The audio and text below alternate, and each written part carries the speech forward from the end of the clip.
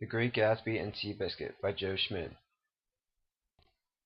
The author of The Great Gatsby is Francis Scott Fitzgerald, and the author of Seabiscuit is Laura Hillenbrand. Francis Scott Fitzgerald was born on September 24th, 1896 in St. Paul, Minnesota, and he died on December 21st, 1940. Laura Hillenbrand was born on May 15th, 1967 in Fairfax, Virginia. Francis Scott Fitzgerald. Both of his sisters died while his mom was pregnant with him. He was named after the man who composed the Star-Spangled Banner, Francis Scott Key, and his father was related to him. Laura Hillenbrand. She studied at Kenyon College but could not graduate because she suffered from chronic fatigue syndrome. Now she rarely leaves her house because of this condition. She writes these stories using her imagination. She says, "I'm looking for a way out of here. I can't have it physically, so I'm going to have it intellectually." St. Paul, Minnesota, one of the twin cities of Minneapolis. It is also the capital of Minnesota. Population of nearly 3 million. Provides a good assortment of arts and entertainment, such as the Great American History Theater and the Landmark Center. Fairfax, Virginia. Fairfax is an independent city. Scott Silverthorne is the mayor. The city gets its name from Thomas Fairfax, who was awarded 5 million acres by King Charles. Literary connection.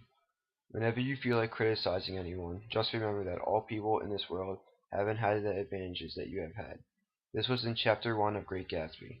This shows that he is wealthy but is not as stuck up as the others in West Egg. I lived at West Egg, the less fashionable of the two.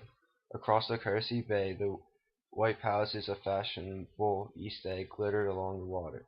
This was in Chapter 1 of Great Gatsby. The main difference between the two eggs has to do with the type of upper-class people living in each one. East Egg has people who were born in their riches.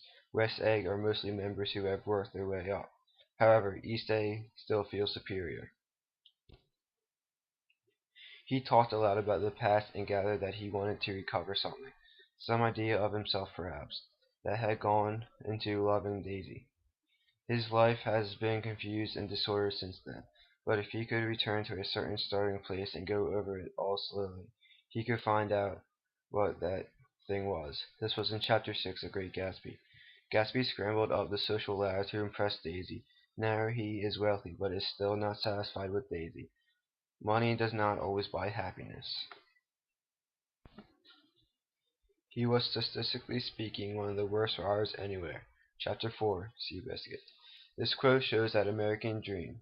The belief of the underdog can overcome adversity and through hard work can rise to the top. The horse was a train wreck. He was 200 pounds underweight and chronically tired, and that left foreleg didn't look good. This was in Chapter 7 of Seabiscuit. The horse displayed the average man of time, desperate, overlooked, impoverished, but fight left within. The Great Gatsby's cast. For protagonist, it was Jay Gatsby. I chose Will Smith to play this role because of the role he played in Pursuit of Happiness. He put in a lot of hard work and became successful because he loved his son, and Gatsby did the same because he loved Daisy. The antagonist was Tom. I chose Arnold Schwarzenegger to play this role because they're both big, muscular, successful men, and they both don't live up to the moral standard they demand from those around them. For Seabiscuit's cast, the protagonist is Red.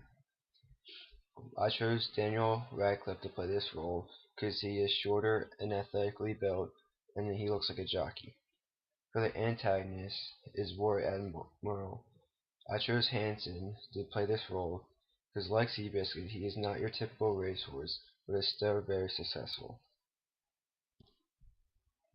World Connection. Rocky. He was the underdog in most of his fights, but didn't let that stop him. He went out and fought with great courage and confidence. This is like Seabiscuit. He was not the biggest and strongest horse, but he never let it stop him from being successful. The hollowness of the upper class. In The Great Gatsby, the upper class thinks of themselves as better than the lower class. Even the old rich of East Egg thinks that themselves as better than the newly rich of West Egg. In the picture here, it shows that the rich people think they are better than the poor person who's looking up to them. Isolation. Although the characters are always in company of others, the isolation is an internal one. Despite throwing parties with hundreds of people, Gatsby dies alone. Daisy needs to be adored is the cause of her fear of isolation. In this picture, loneliness. If you find yourself struggling with loneliness, you're not alone, and yet you're alone. So very alone. Perseverance. Each of the characters had to persevere in order to be successful. And in the Journey song, Don't Stop Believing, that is what the song's about. My fellow Americans, this is an amazing moment for me, to think that one scrawny boy from Austria could grow up to become Governor of California and stand in Madison Square Garden to speak on behalf of the President of the United States. That is an immigrant's dream. It is the American dream, by Arnold Schwarzenegger. This is like the story of Seabiscuit. He was small and weak, but overcame and became a very successful racehorse.